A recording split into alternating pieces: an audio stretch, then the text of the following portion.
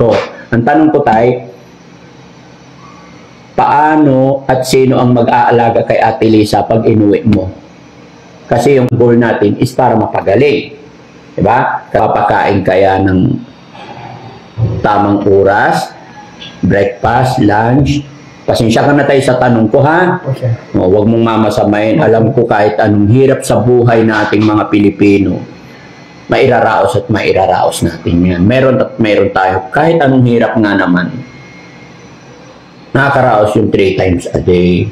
Pero syempre, iba yung sitwasyon natin ni Ate Lisa. Kung may mga suggestion kayo, may mga opinion kayo, lagi ko po sinasabi, kaisa ko po kayo para makatulong tayong lahat. Kaya kung may idea po kayo, comment nyo dyan sa baba para maging maganda yung mga desisyon namin. Samahan nyo po kami mga kababayan. Sir, Okay, kumusta yung tulog ninyo? okay naman sir. Okay naman. Kumusta naman ang behavior, galaw ni Ate Lisa sa magdamag? Ayos naman sir, okay naman. Okay naman. May naramdaman ka na bang pagbabago sa kilos ni Ate Lisa mula nung napainom natin siya ng gamot? Para sir, meron masarap yung tulog. Masarap yung tulog niya. Sir. Tapos nakakakain ng maayos. Opo sir. Alam, okay. Huwag kang taka sa mga pagbabago ng behavior niya dahil yun yung mga effect ng pinapainom nating gamot. Opo sir. Okay. Kasi ang pasyente natin, pag nakakatulog yan ng maayos, napapakain natin ng maayos, at hindi napapagod, andyan lang sa bahay, naalagaan natin, Opo sir. doon magsisimula ang pag-recover niya. Yung mga bagay-bagay na nararamdaman niya nung gutom siya, nung pagod siya, yun yung nagkukos kung bakit hyper siya. Kaya pansinin mo, nung nandun siya sa inyo, hindi napakain ng maayos kasi nga, gala ng gala. Okay. Hindi siya nakakapagpahinga, hindi nakakatulog ng maayos kasi nga, marami siyang nararamdaman. Nandiyan yung nagugutuman. Nandiyan yung marami siyang naririnig na hindi natin naririnig. At sabi pa ng doktor, may mga gumugulo sa isip niya, which is wala naman. Yun yung explain ng doktor kahapon. Kaya, kung mapapansin mo ngayon, tahimik siya, ngiti-ngiti lang, hindi gumagala. Okay. Yun yung mga, doon na magsisimula yung pag-recover niya. Okay? Okay. So ngayon tayo, ang tanong ko kasi ngayon tayo, sabi ng doktor, napaka-importante na mabantayan. Yun nga lang, nangihinayang din ako kasi nga, hindi na-admit. Kasi kung na-admit yan, mas mabilis siguro. Pero yun nga, may batas nga sila. Meron daw sinusunod na human right.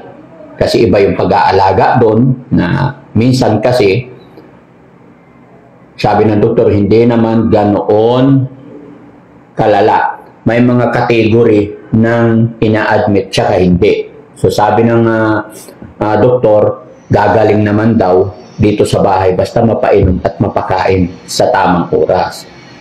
Okay. Diba? Okay. Ganyan din yung mga nauna naming sa bahay namin, sa shelter namin, inalagaan, pinainom, awa ng Diyos gumaling. Naintindihan mo ko tayo? Nakuha mo ko? Opo sir. Salamat sa Panginoon. Ang tanong ko tayo, pag doon sa bahay ninyo, mapapakain kaya ng tamang oras, breakfast, lunch? Pasensya ka na tayo sa tanong ko, ha? Okay. Huwag mong mamasamayin. Alam ko kahit anong hirap sa buhay nating mga Pilipino, mairaraos at mairaraos natin yan. Meron at meron tayo. Kahit anong hirap nga naman, nakakaraos yung 3 times a day. Pero syempre, iba yung sitwasyon natin ni Ate Lisa. Kasi nga, talagang maayos dapat para gumaling. Kasi ang goal natin is para mapagaling. Diba? Kasi, tingnan mo yung hirap ng ginawa natin kahapon. Maghapon hanggang alas 2 madaling araw, walang tulugan. So masasayang kung hindi natin masusunod yung payo ng doktor. Ang tanong ko tayo, paano at sino ang mag-aalaga kay Ate Lisa pag inuwi mo? Kasi yung kanyang nanay, mga kapatid niya doon, mga senior na. Sa palagay mo? Hindi ko check, sir. Ha? Yan lang hindi ko tiyak. Tas ako naman, lagi sa bukid, nakiupa. Para may pambuhay lang sa mga anak ko.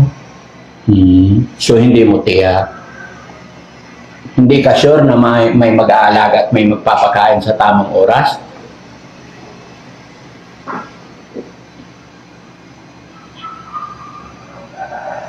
Yung mga nanay naman niya, hindi ko alam kung mapapakain nila, sir. Para sa akin, sa biyanan mo, kita naman natin mahihina na sila. Kita mo naman nung nakita ko sila, iwanan na lang niya yung nanay niya. Kumbaga, mahihina na sila eh. Opo, sir. Kaya alam mo, total, ikaw naman ang asawa, kasal kayo, may mga anak kayo. Ikaw, tay, ang magdi-decide para sa asawa mo. Paano natin siya mapagaling. Ito tay, may mga opinion din si Daddy Frankie, may mga opinion din kami, pero bilang respeto sa'yo, kaya inaalam namin yung nasa isip, yung plano mo. Pag nakuha namin yung mga instinct, mga plan mo, magbibigay din kami ng mga option. Gaya ng aking sinabi tayo, ayaw ko kayong pangunahan, ayaw ko kayong diktahan, nire-respeto ko yung mga desisyon nyo. Ako po, gumagawa lang ng paraan para matulungan kayo. Kaya kinukuha ko yung decide mo, yung side mo. Wala ka bang ibang naisip na paraan doon sa inyo? Kasi mga kababayan, mga anak din ni Ate Lisa, maliliit pa. Kaya ito ang pinag-uusapan namin. Okay lang, tuloy.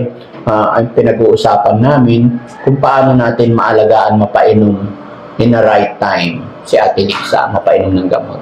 Wala bang ibang naisip na paraan? Yung kapatid naman siya malalayo. Nasa Novicia naman. Kapatid ni Lisa.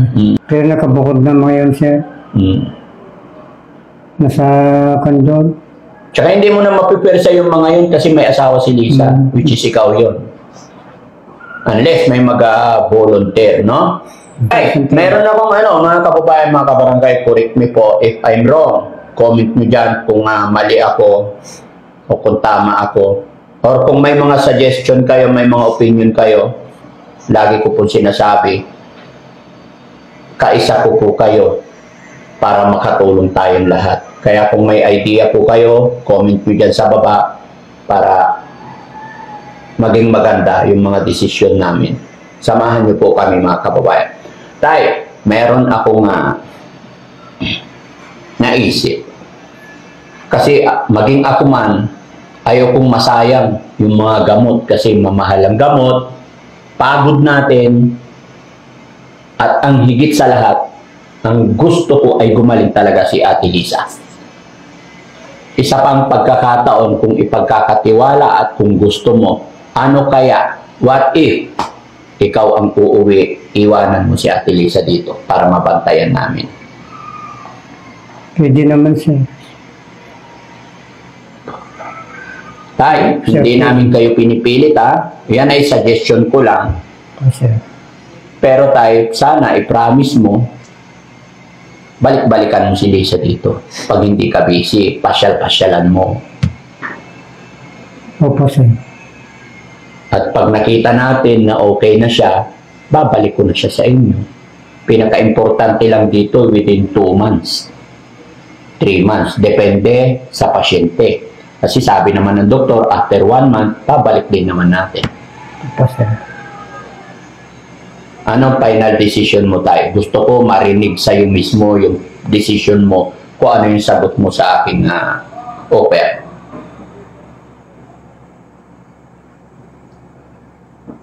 Okay, dito to, sir, kahit kung doon, kasi hindi na, baka hindi mapainom ng gamot doon. Lalo yung mga anak ko, pagkayaw pa niya. Siyempre, mga bata pa ngayon. Wala sa ustong walang pa ngayon. Sa tingin mo tayo, papayag kaya si Ate Lisa? Yun ang di ko ma-concern. Kung gusto niya, dito muna siya. Paano kung hindi siya pumayag tayo?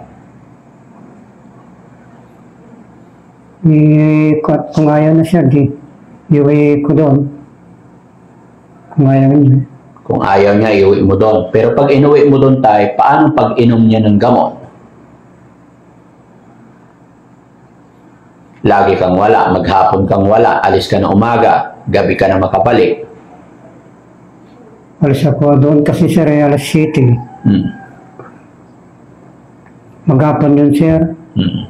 Tapos uwi ako alas 6 din. Alas 5:30 ganun. Yun ang problema, no? Pero pag nandoon ka tayo, pag nandoon ka,